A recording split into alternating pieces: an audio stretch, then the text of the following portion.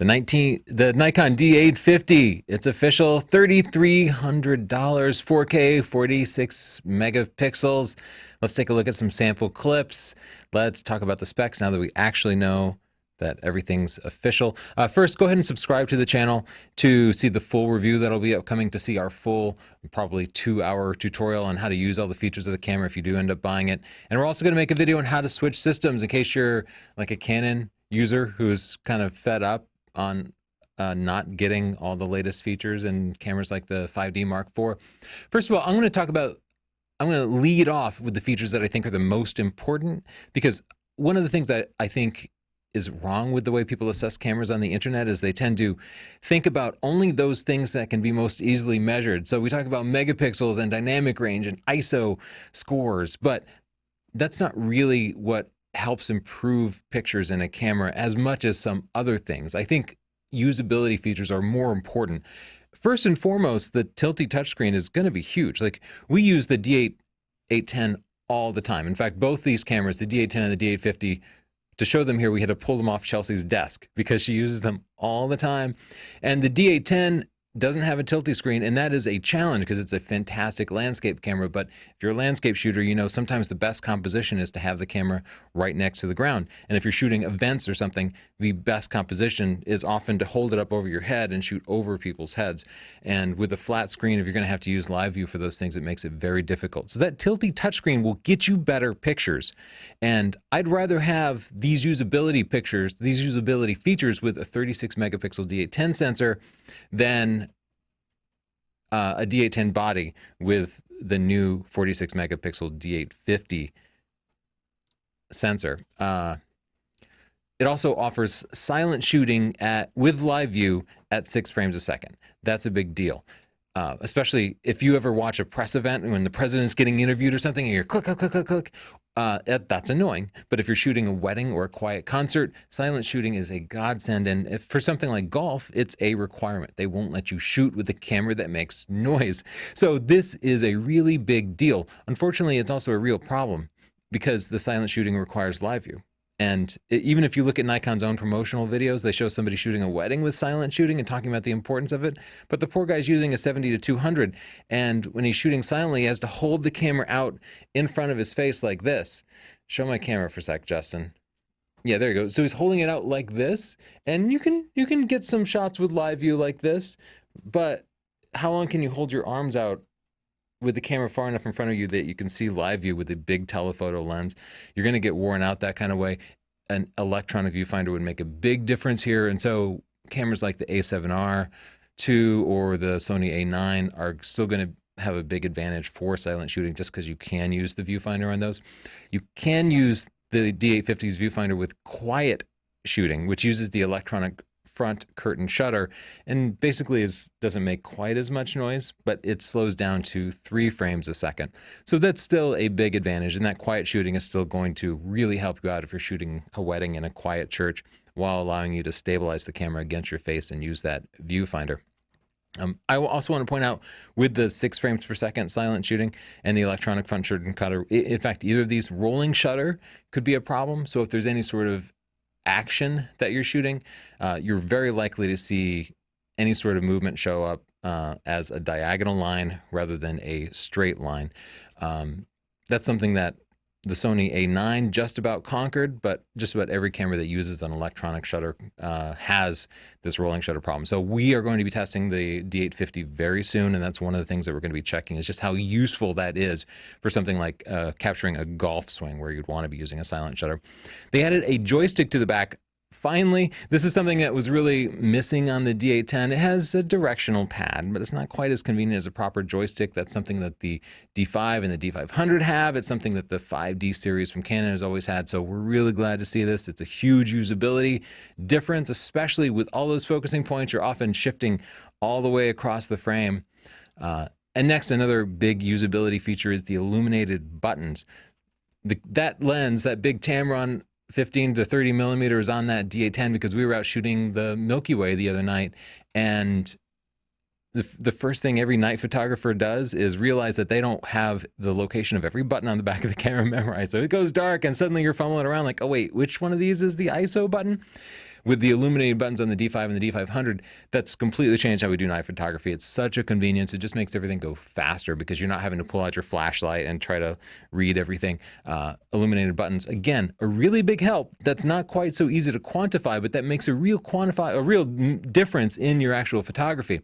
And the next several features are software differences, just pure things that they could have implemented in firmware updates with other cameras, but I'm really glad to see Nikon putting more emphasis on adding software features. This is an area where Olympus, Panasonic, Fuji have really been excelling. Pentax too, they've all been offering software, little bits of code that can improve your photos, provide versatility. Nikon and Canon have been lagging here. Nikon is picking up the slack, Canon still lagging. Finally, they've added focus peaking and zebras. Zebras, of course, highlight overexposed parts of the picture. Focus peaking highlights parts of the picture that have the most contrast, basically the parts of the frame that are in focus. So if you're a landscape photographer, sometimes you want to try to focus 1/3 of the way through the frame to maximize the depth of field. That focus peaking will highlight the part of the frame that's currently in focus. It just makes life much easier. Unfortunately, focus peaking does not work with 4K video where you really need it. It does work with 1080p video, it does work with stills, but it does not work with 4K video. I'm just guessing it doesn't have enough processor time to be able to fix that. They're also offering a focus stacking feature. It does not do in-camera focus stacking. What focus stacking is a way to extend the depth of field and thus improve the overall sharpness of an image by first focusing on the foreground of a subject and then gradually racking focus back in some number of steps throughout the course of the frame, focusing in different parts of the frame. Now, the camera does not combine those into one picture, but you can take all those images and bring them onto your computer and combine them with some software, and that's actually really hard to do. If you read chapter 12 in my book, Stunning Digital Photography, I have text and a video on how to do focus stacking, but it is kind of an unreliable and inconsistent process. Sometimes it goes very easily, and other times, depending on the subject and how much overlap there is between the foreground and the background, it can be painstaking and time-consuming. So this is not going to be a cure-all for getting unlimited depth of field in macro and landscape photography. No, it's still a pain, but it's much easier than having to manually rack focus if that's something you wanted to do anyway. And I also want to point out that focus stacking helps to overcome a couple of sharpness limitations. So if you are the future Ansel Adams and you want to make really large, super sharp images, you're going to be, the 46 megapixel sensor is there for you. That's great. The Nikon super sharp lenses are there for you. The electronic front curtain shutter will help minimize any sort of shake, but you still have some obstacles, namely diffraction and depth of field. Depth of field, of course, means that only one part of your frame is in focus and everything else is going to be slightly more out of focus. You can kind of overcome this shallow depth of field by raising your f-stop number, using a smaller aperture, making more and more of the frame in focus. But when you do that, diffraction starts to take over and reduces the sharpness of the entire image. So as a landscape photographer trying to maximize the focus and sharpness of an entire foreground to background scene, you're weighing the f-stops improvement in depth of field versus the penalty that you take with diffraction. Focus stacking overcomes that, allowing you to use the lens at its sweet spot, which is usually wide open on super sharp lenses, and eliminating the depth of field limitations, providing like almost a surreal and otherwise impossible experience. I'm really glad they put that software feature in there. For time-lapse photographers, they've added a couple of features. You can do in-camera 4K time lapses that generate an actual 4K video with things like exposure smoothing. So this is going to be good for the lazy time-lapse photographers where you just want to set your camera up in your hotel room and shoot through the window and just set it up to take pictures all night and get a nice picture of the sunset or sunrise. And then you'll be able to integrate that 4K video into your other 4K videos.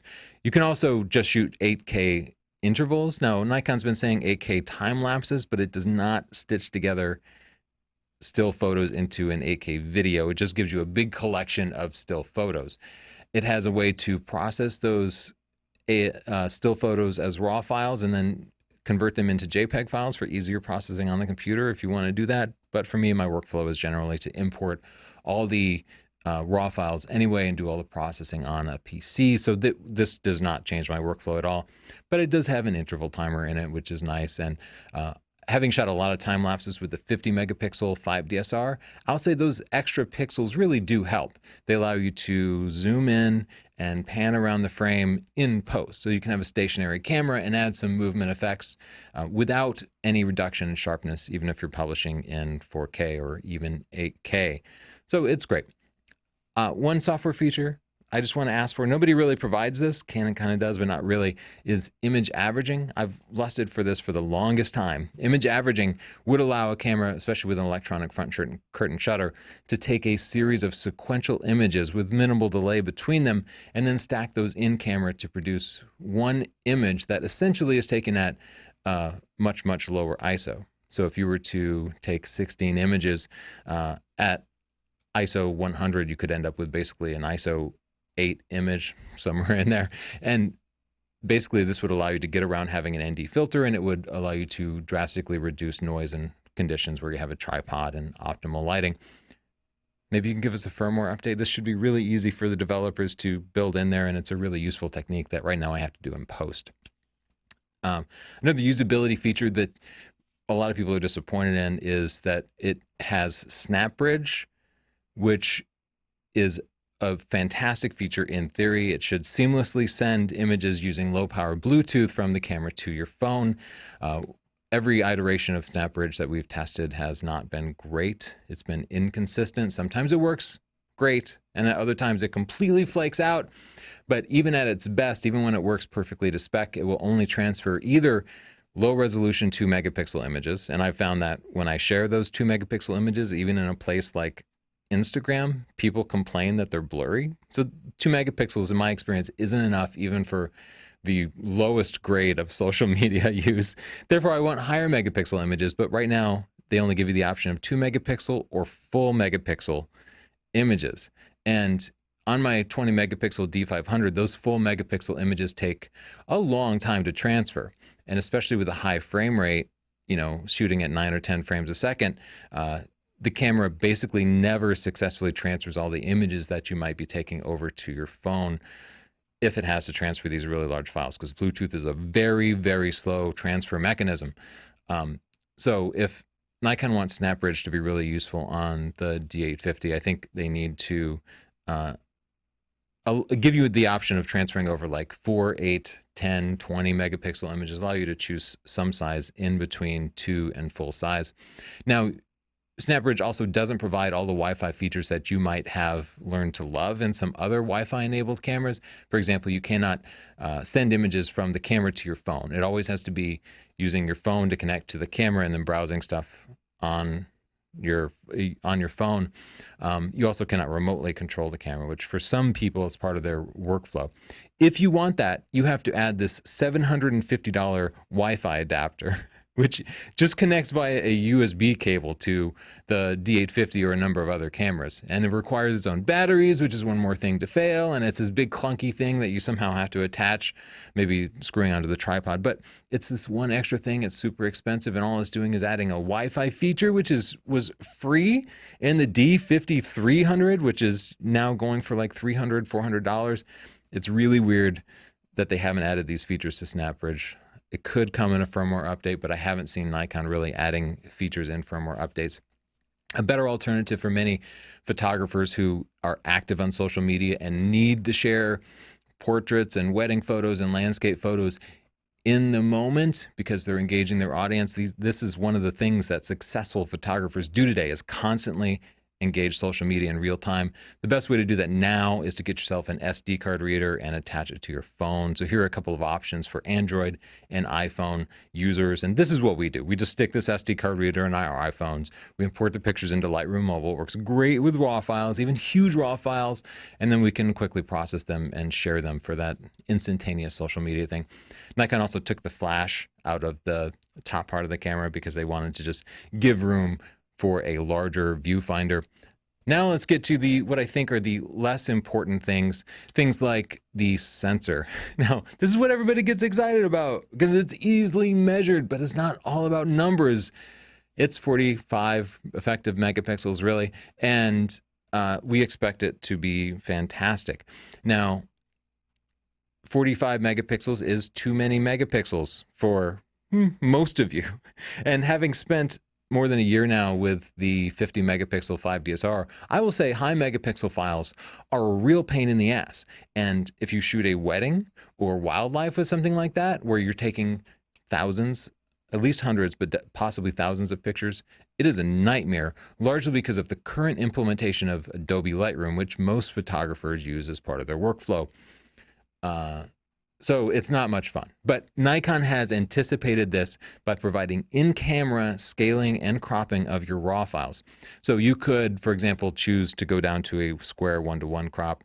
You could also scale the original aspect ratio to 25 megapixels or 11 megapixels. So if you think you're shooting something where you're not going to need to make a huge blow-up image, just capture it in 25 megapixel mode, and then your images are going to be as easy to process as they are from your Nikon D750. For those times when you think, oh, you're a wedding photographer and you do in-person sales, and you want to make that wow picture, that like 3-foot wide picture, switch to 45 megapixel mode and get that super sharp posed picture. You get that choice. You don't always have to use 45 megapixels. You also have the option of cropping 1.5 times to get the APS-C size sensor still at 20 megapixels, basically exactly like a D500. But it'll be like a D500, but you'll still have the full frame viewfinder, which actually provides you some peripheral view. So it's just taking images from the center of the frame. This actually gives you a larger raw buffer and a little bit of a performance boost while still giving you the center of the image. This is perfect for wildlife and sports. Wildlife and sports photographers will love that 1.5x crop mode. For something like a wildlife photographer using a big telephoto lens, it means you'll be able to use the full frame view to find and track the subject, which will make tracking the subject easier, but it'll crop it down and give you basically the same files you would have gotten with an APS-C camera without the additional overhead of all those megapixels. So please don't write comments saying, oh, 45 megapixels does more harm than good, because Nikon has not made you suffer with this. You can use only as many megapixels as you need, but you always have the option to use those higher megapixels when you want to. According to our friends at Imaging Resource who talked to the guys at Nikon, Nikon is saying at higher ISOs, you should see one-stop better ISO performance. So we should see images that are twice as clean, that have half as much noise. That is fairly remarkable, because in my studies, it takes about 7 years for ISO performance to improve by one stop, according to everybody's tests over the couple of decades of digital cameras. So if they really jump a full stop, that will be huge. And we'll have to test that. And they're saying as good or better dynamic range. And the D810 right now has like the best dynamic range, basically. So maybe we'll see it get a little bit better, but again, our full test will show that. I do want to talk about the penalties of high megapixel cameras, because we love and hate our 50 megapixel 5DSR. When we first tested it, I did all my tests very careful on tripods, and we found all this extra improvement in sharpness. But then as I started to use it in just my daily life, shooting portraits with it, travel stuff, landscapes, I began to realize that having more megapixels largely shows the flaws in your lenses, and more than that, your technique. If you use an unstabilized lens with a 50 megapixel or a 45 megapixel camera, you will discover camera shake in way more images than you ever thought possible. Like, the reciprocal rule does not exist. You can't simply shoot at 1/100th on your 70 millimeter lens and expect to get sharp images. You might need to be at 1/150th, 1/200th, 1/250th before you really feel like you're getting sharp images. And that's not something you can always do. So as a result, I would not recommend trying to get 45 megapixel images handheld unless you're using a stabilized lens. A lot of cameras nowadays have stabilized sensors, and this should have been one of them. The A7R II has a 42 megapixel sensor, almost as big, but it's stabilized. And in so many of our tests, we get better results, sharper results out of that camera than we do out of the 50 megapixel 5DSR, because it's stabilized. Even with stabilized lenses, the stabilized sensor can work with the lens to cancel out rotational shaking. When you push that shutter, your camera twists a little bit, and the lens stabilization system can't overcome that, but the sensor stabilization can twist to overcome that. We really needed a stabilized sensor in this camera. You're gonna find a lot of obvious motion blur. Now, you're always going to get sharper pictures than when you would with a 24 megapixel camera. It's never going to get worse. It's only going to get better, but you're not often going to be realizing that full resolution. Here's another example of kind of the challenges that you start to see working with high megapixels and any sort of shallow depth of field. This is an image that I pulled from one of Nikon's just 1080p videos, but one of their sample pictures. And you can see the models, the eye on the right side of the screen there, her left eye, seems pretty sharp, and the eyelashes seem pretty sharp. But then when you look at her other eye, you notice that the eyelashes are distinctly blurry. And that's because you start to notice how impossibly shallow depth of field is when you use these high megapixel cameras with sharp lenses. There is no such thing as getting the whole of anything in focus. Throw away your depth of field calculators. One plane is in focus, and it's damn near impossible to get two persons' eyes in focus. You wouldn't necessarily notice this on a 24 megapixel camera, but you will on a 45 megapixel camera. So again, it's never going to get less sharp. You could always downgrade, you could always scale down the image if you thought that was going to be the case. It's only going to get sharper and better. But you won't always see a ton more detail because little things are going to be impacted by motion blur or shallow depth of field. And, you know, when something's out of focus, it doesn't matter if you have 1 billion megapixels, it's blurry. 4K video, and it's full width, no crop. We tested the 5D Mark IV, which marketed its 4K video heavily, and we determined that we would never ever use the 5D Mark IV, not just because of the serious heavy crop factor of like 1.7 times, but also because it didn't have a Tilty screen and the codec that it was using was awful. The D850 overcomes all of this and gives us what will be a usable 4K video camera. At least we expect that. It does have HDMI out at 422, but some other weaknesses compared to something like a Sony A7R II or A7S II. It does not have an EVF. It does not have focus peaking when shooting 4K video. It does not have sensor or electronic stabilization, and it has a flat profile, but it doesn't have a proper logarithmic profile. So it's not going to be the ultimate video camera. I don't think anybody should buy this for video capabilities, but many of us are hybrid shooters. Wedding photographers, almost all are hybrid shooters nowadays, where you're taking some stills and then you need to get a video clip. If you're just a rich guy who's taking some vacation photos, these people are switching between photos and video and don't want to have to carry around two different cameras. So this is important.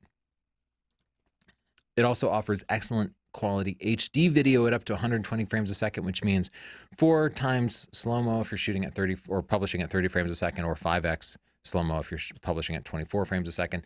And it does give you electronic stabilization. It does give you focus peaking, but of course still no EVF and no log.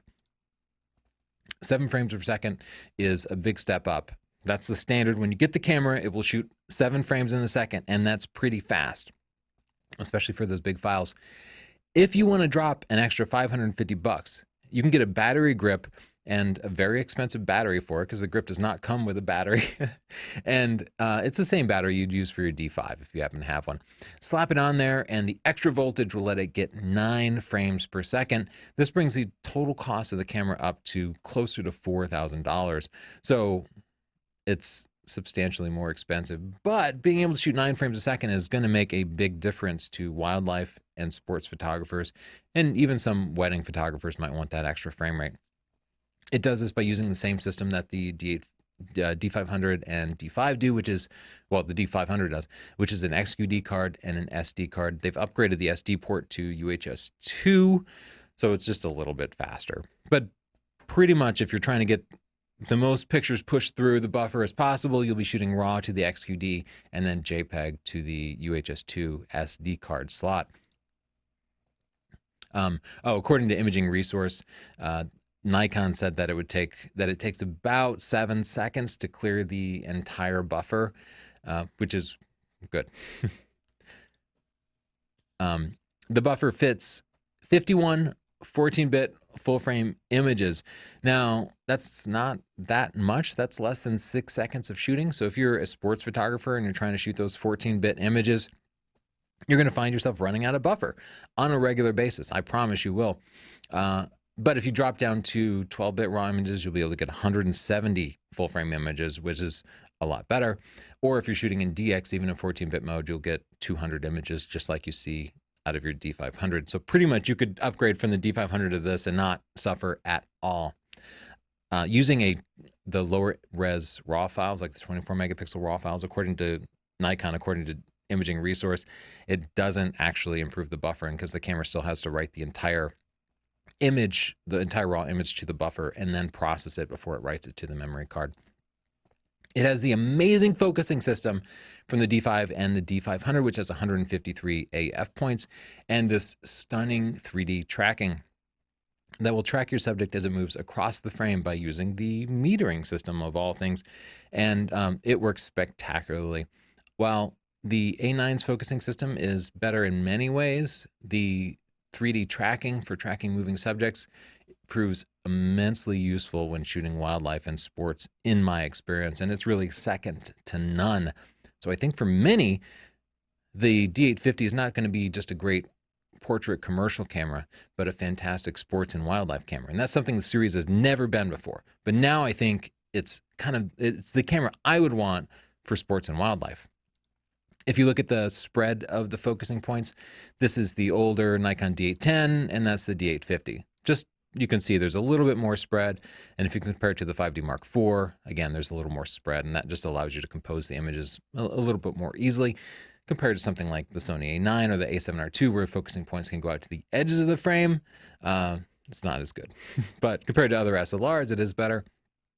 It focuses on essentially near darkness, -4 EV. It has this feature called Spot AF, where it'll focus on a very small point. And especially with high megapixel cameras, this is increasingly important because you start to notice tiny, tiny differences in focus. So you have to be very precise about it. F8 autofocus at the center. Let's talk about what this is going to mean to different types of photographers. I think this is going to be the ultimate camera for portrait photographers, but I think most portrait photographers will probably end up shooting in the lower res 25 megapixel mode because they might shoot hundreds of images in a single session. And if you're a working pro, you don't want to be spending all day waiting for Lightroom to render previews and going through all the images. So maybe this will change once Lightroom improves its performance. This needs to go hand in hand with Adobe. But for now, a lot of portrait photographers are going to be choosing the lower res version. But it's still an amazing camera because they get that option. And when they do want to make images that they can blow up, they can upgrade. They can just set it to shoot those 46 megapixel files. The D750 is still going to be very viable, but the improved autofocus system of the D850 is something portrait photographers will notice. It will focus on the eye more precisely. But at the same time, it's missing eye detection autofocus. It has face detection autofocus, but that's not the same. It will miss focus on a regular basis. Just try out a Sony A9. And the eye detection autofocus is amazing. It's not 46 megapixels, it's 24, so it's not the same at all. But that is something that I absolutely love, and that makes the A9 one of my favorite portrait cameras of all time. For wedding photographers, again, I think this is going to be our recommendation for most wedding photographers. The 3D focus tracking will really help with things like the bride walking up the aisle, keeping her in focus, allowing you to get nice and tight and just fill the frame with her face without worrying about it slipping out of focus. For most things, you can drop to 25 megapixels, but for the posed pictures that you want to sell large, go ahead and upgrade to the full size 45 megapixels. And again, for landscape photographers, I think this is going to beat the 5DSR. I think it's going to beat the K1 and even cameras like the Sony A7R II, because Tilty touchscreen will help a lot. It has dual memory cards, because that's not something you get in the A7R II. And the high-res, no anti-aliasing filter on it means it will probably produce better images than a 5D Mark IV. Or even a 5DSR, I'd be willing to bet, since Sony sensors tend to have, well, it has a lower ISO that tends to have better dynamic range and lower noise. We'll have to test it. We will be testing it against the 5DSR, but I'm going to bet that it's going to beat the 5DSR.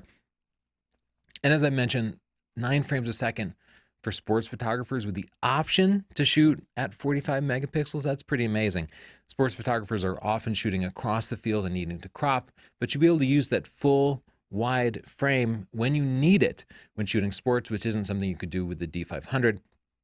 And you'll be extracting vastly more detail than you would have out of a much more expensive D5 with its lower megapixel count and very heavy AA filter. So the average journalist who's just sending some pictures into ESPN or even shooting the front cover of Sports Illustrated won't need that. The D5 would be just fine. But if you're thinking of making larger prints, or if sometimes you need to make larger prints, you will get that extra detail out of it. And it's not too much of a penalty jumping from the 12 frames per second of the D5 to the 9 frames per second of the D500. Wildlife photographers, our favorite camera has been the D500 with its 10 frames per second and 20 megapixel APS-C sensor. Gets us nice and close to the birds. We essentially have that with the D850. We can crop when we want to, but when we can get close enough to the birds, when you're using, a 600 millimeter lens and extension tubes, and you set up a bird feeder or something, and you're getting close to songbirds, and you can actually fill the frame, you have that option. And even when you can't fill the frame, you'll have a full frame wide view through your telephoto lens, even though you're shooting only in the center. And having that extra view makes it so much easier to track birds and find birds in the frame. And it makes a real difference in your photography, having that extra periphery. And if a bird goes outside of the middle a little bit, well, you can shoot full frame and be able to crop later, and it will just improve your pictures. Again, this is not a camera I'd recommend for dedicated video shooters, but it's still way better than anything we've seen from Canon, Nikon, or Pentax in the past, especially because it has 4K and it goes the full width of the sensor. 30-minute recording, pretty good. It's not going to be a match for something like an A7S II or an A7R II from Sony, even the A9. And I would still rather have something like a GH5 or an Olympus EM1 Mark II because of their sensor stabilization, provided you have the right lenses for it. But for people who mostly shoot stills and shoot some video, it's a great camera, and it's no longer a penalty. Of course, it's got all the little things like headphone jacks, mic jacks. Thank you so much, Sony, for producing such an excellent video camera and really understanding that many of us do need that, especially wedding photographers. So it wipes the floor with the 5DSR, the Canon 5D Mark II, the K1. Even the A7R II is an excellent camera, but it only has that one SD card slot, so there's no redundancy, and it's not weatherproofed in the same way the D850 will be. So it's kind of the ultimate camera. And the only competition I can really think that might beat it would be some upcoming Sony camera, like the Sony A9R or the A7R III. I don't know that these are going to exist. I don't have inside information about them. But when they do, I think they'll be a real competitor, but they're not even here yet. So congrats, Nikon. It seems like you've made a new space. You are just the leader in all of these ways. We're really excited about it. We're excited to see what comes next from Sony that will match this. But for the time being, Nikon has just completely left all the competition behind. We can't wait to get our hands on a production version. We'll be able to compare it to other cameras and actually show those images. That should happen real soon. So subscribe to see that. And in the meantime, check out our books and stuff. That's our photography buying guide over there, which will save you thousands of dollars by helping you choose gear that will get you the best results, helping you save money by buying and selling used gear so you can trade your gear without losing too much. You can pick that up at sdp.io/store. We ship worldwide. Or you can check out our books at Amazon, sdp.io/s for stunning digital photography, sdp.io/L for the Lightroom book, or sdp.io/P for our Photoshop book. That is sdp.io/B for our buying guide. D850, can't wait to get it. Thanks. Any follow-up questions or corrections? Sometimes I make a mistake. Add a comment down below and I'll try to get back to you. Give us a like. Bye.